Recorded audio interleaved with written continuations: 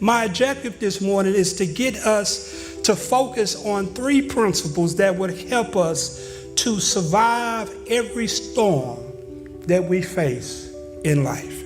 Now, here are some things that we must understand about these storms that I'm talking about.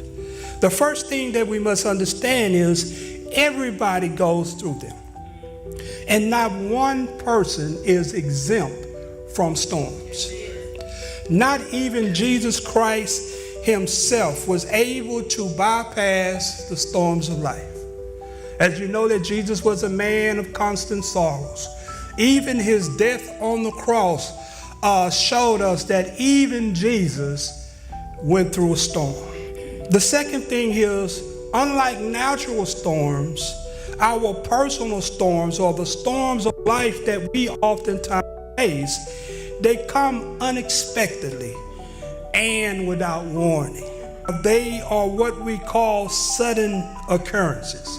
We see this happening in Job's life. Reverend Tommy preached about Job last month, and we learned that through Job's experience, there was one thing happening after another. They were just things that was happening. He lost his property, he lost his children, his health went bad on him, and yet we find that Job did not get any warning. He did not get a knock on the door and just say, hey, I just want to give you the heads up that you're going to have a storm in your life next month.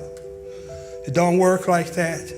We don't have meteorologists to trace or track our storms. Amen. We don't know even sometimes the size of our storms. You know, in hurricanes, you got category 1, and then you got category 2, and then all the way up to 5. We don't always know when we're going to go through some things. It just happens. Yeah. Amen. We don't get a mail. We don't get an email. We don't get a text message from heaven. We don't get anything in the mail. We don't get a messenger to drive by the house. We don't get any of that. We don't get a knock on the door and just say, hey, I just want you to know that next month, man, you're going to have some hardship in your life. All we have is what the Bible and promised us, that in our life some rain will fall. In every life there will be some hardship. In every life there will be some trials and some tribulations. And just because we're Christians does not mean we're exempt from the storms of life.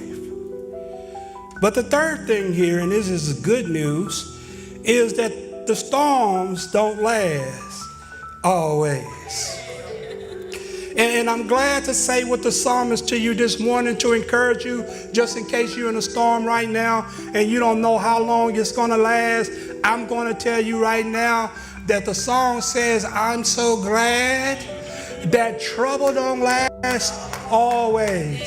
And weeping, the Psalmist 35 says, weeping may endure for a night, but joy comes in the morning.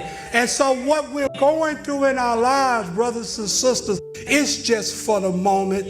Amen. Weeping may endure for a night, but joy comes in the morning.